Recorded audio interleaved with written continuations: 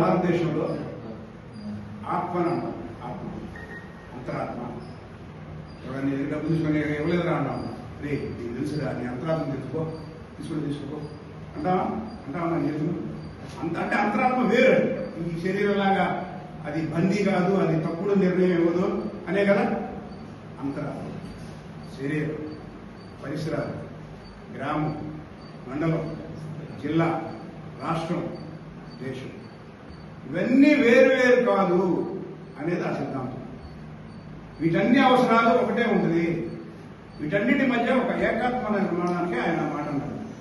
విదేశాల్లో ఏమంటారండి, ఈ వివిధ రంగాలకి ఒక సినిమా ఉంటారు, అదొక రంగం, ఒక మనిషి అనుకుంటారు. దానిపైన ఇంకో సున్నా, అది ఆ గ్రామం, ఇంకో సున్నా దేశం. కానీ ఈయన ఏం చేశాడు, ఏకాత్మత మానవత ఆధారంగా మన ఇదే సున్నా మనం గీయాల్సి వస్తే, ఏకాత్మత మానవవాద పద్ధతిలో గీయాల్సి వస్తే అర్థం కావడానికి చెప్తున్నాయి సింబల్. వ్యక్తి ఆత్మ, వ్యక్తి శరీరం, వ్యక్తి యొక్క గ్రామం, వ్యక్తి యొక్క జిల్లా, వ్యక్తి యొక్క రాష్ట్రం, వ్యక్తి యొక్క దేశం, వ్యక్తి ఉన్నటువంటి ప్రపంచం.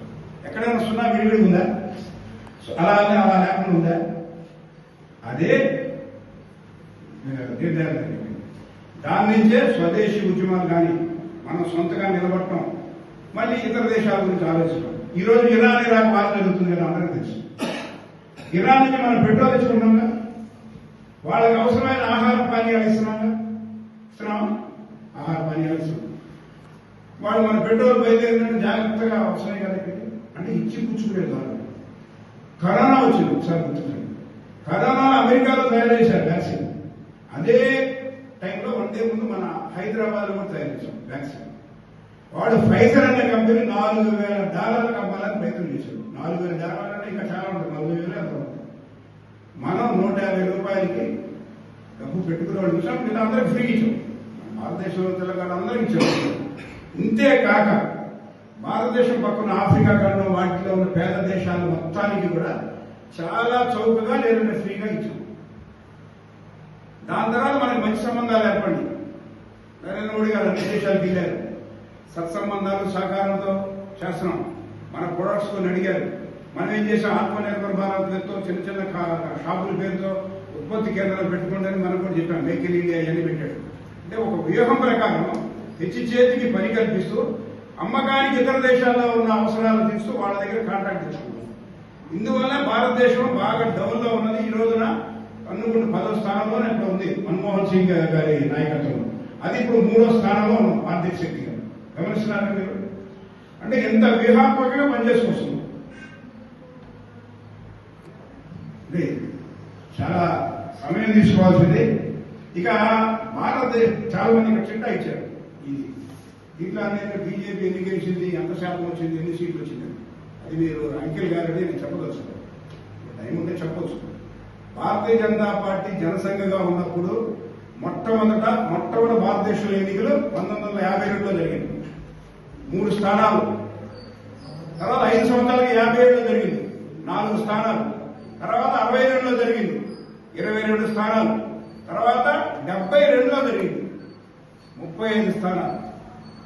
తర్వాత మళ్ళీ బీజేపీగా మారి మధ్యలో ఎమర్జెన్సీ వచ్చింది. దీన్ దయాళ్ గారు చనిపోయారు 68లో. 75లో ఇందిరాగాంధీ పోకడం వలన ఎమర్జెన్సీ వచ్చింది. ఎమర్జెన్సీ సభ్యులు అన్ని పార్టీలు కలిసి ఆమెతో పోరాడాల్సిన దుస్థితి వచ్చింది.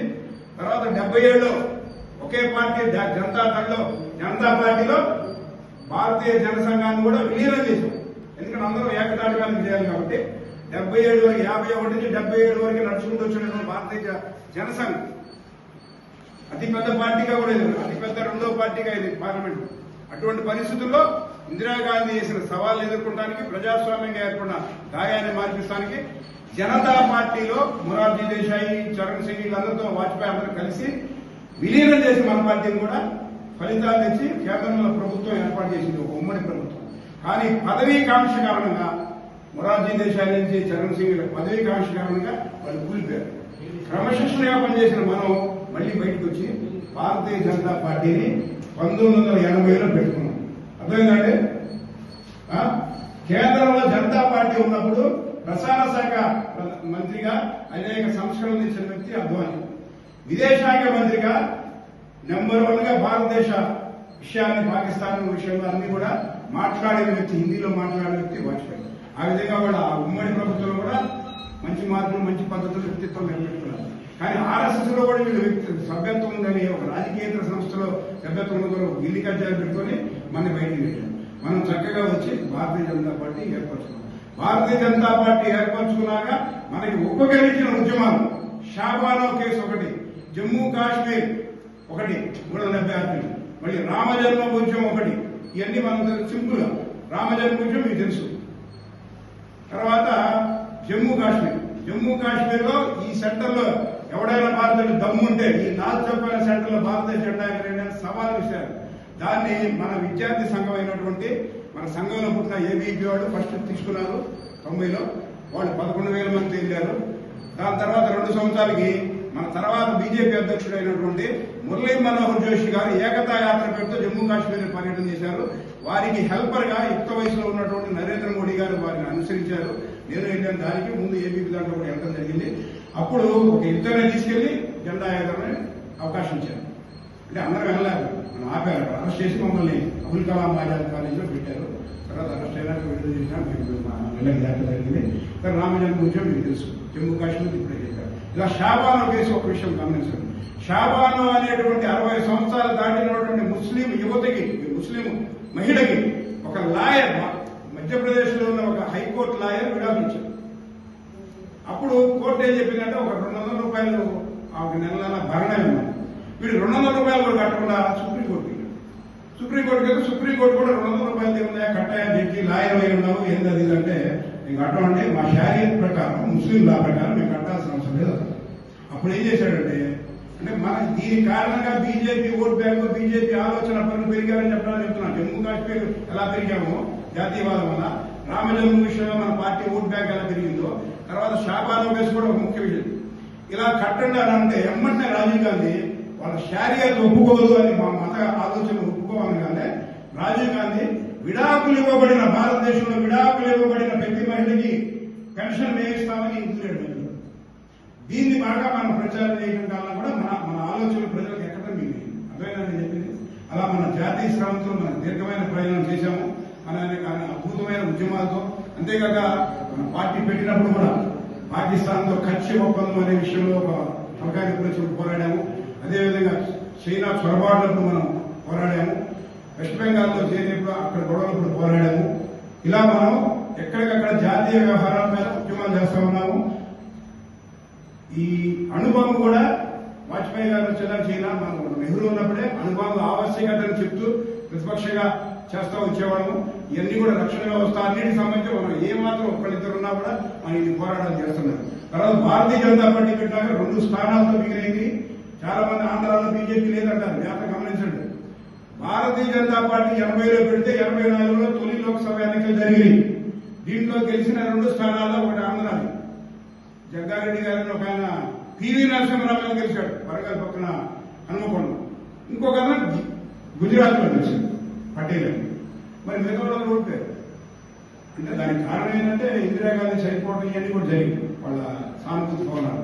తర్వాత మనం రామజన్మభూమి ఇవన్నీ ఇప్పుడు చెప్పిన ఉద్యమాల కారణంగా తొలిసారి మనం 89, 98 గెలిచాం. తర్వాత 120 వచ్చింది. తర్వాత 161 వచ్చింది. తర్వాత సుమారు 189 వచ్చింది. తర్వాత వాజ్పేయి గారు 13 రోజులు చేశారు. తర్వాత 13 నెలలు చేశారు. తర్వాత కంటిన్యూస్ గా 5 సంవత్సరాలు చేశారు. దాని తర్వాత మళ్ళీ వీపీసీ మన్మోహన్ సింగ్ వచ్చి 10 సంవత్సరాలు చేశారు.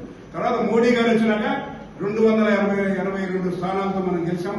తర్వాత 2 ఎలక్షన్లో 303 స్థానాలతో గెలిచాం. తర్వాత కొంత తగ్గి 240 స్థానాలతో మనం గెలిచాం. ఇది మన చరిత్ర. అంత్యోదయ స్ఫూర్తితో ఇప్పటికీ మన ప్రభుత్వ పథకాలు కూడా కొనసాగుతూ ఉన్నాయి.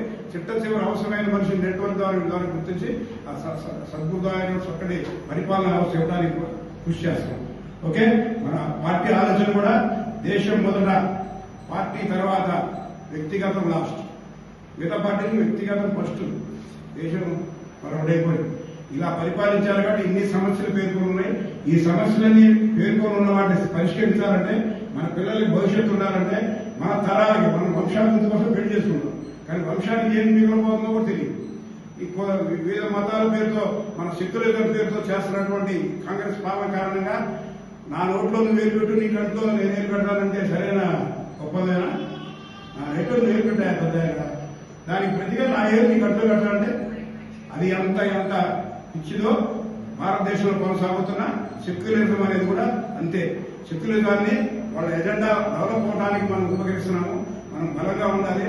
సర్వధర్మ సమభావాన్ని శివాజీ యొక్క సంస్థానంలో ఎటువంటి పరిపాలన జరగదు, అటువంటి పరిపాలన మనం ఇస్తాము, ఇవ్వగలము. అయితే మనం తొందరపడకూడదు. సామాజిక సమరస్థాయి ఉండాలి.